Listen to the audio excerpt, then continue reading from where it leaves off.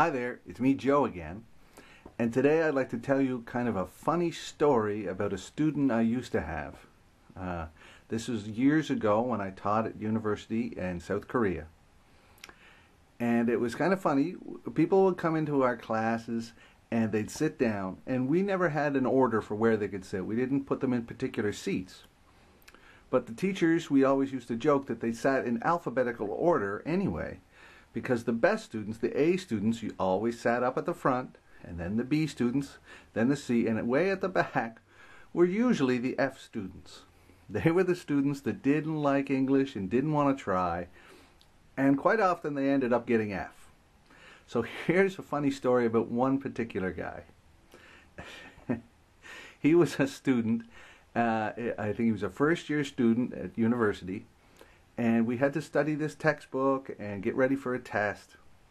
And if you didn't come to class, you didn't get credit for your attendance, then you would fail. You wouldn't be allowed to write the exam. This was the university's rules, not my rules. It was the university's rules in every class. So he knew this rule. It had been explained to him in my class, but also in his other Korean classes. But he used to come to class late, and he'd show up, and he was always wearing the most stylish clothing he could find, all right? He'd wear a hat that matched his jacket and his boots. Everything looked fantastic. He looked like a fashion magazine. And he'd come into class feeling really cool, and always sit down at the back of the class, in the desk nearest the door. And I'd take attendance, and they'd say, okay, you're here, okay, I see you, all right, and I'd check him off, and then about 5 minutes later, he'd run away.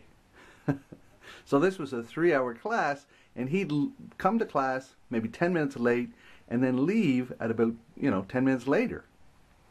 So, and perhaps he thought I didn't notice. But he was the most stylish student in the class. And I also remembered him because he never had a book and he never had a pencil. But he just, he had, his music, his earphones in, and he was dancing, and he was Mr. Cool. So I couldn't forget him. So there's this other time.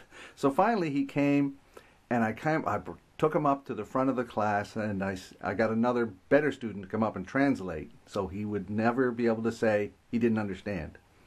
I pointed out his attendance on the attendance sheet. I said, you have to come to every class from now on. If you miss one more, then you're going to fail, right? You're going to be under the percentage, and the university will force me to fail you in this class. Do you understand? And he nodded. I don't know if he understood, so I got this girl, a great student, to explain it to him in Korean. Yeah, I understand. And then he went back and he sat down. And then I turned around and started to write something on the board. And when I turned back around, guess what? He was gone. So of course he understood totally, but he still left. All right. So I thought, okay, he's just made his decision. I'm going to fail. I'm not going to stick around anyway. That's okay. And that's fine. You can take the class again, or maybe English is not on your path for life. That's okay. However, the next day, the next class, I think it was 2 days later, he shows up. And I said, what are you doing?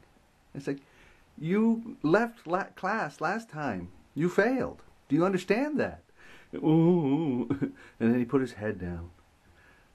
So he was sad. I don't know how you could pretend to be sad when you are the person who, created your own problem. So he ended up failing. I didn't really give him an F. The university did.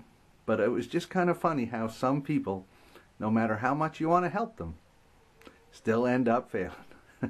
So that was a funny story, and I still remember, and I hope that fashionable guy is doing great somewhere. Okay? That's it for now. Until next time, bye-bye.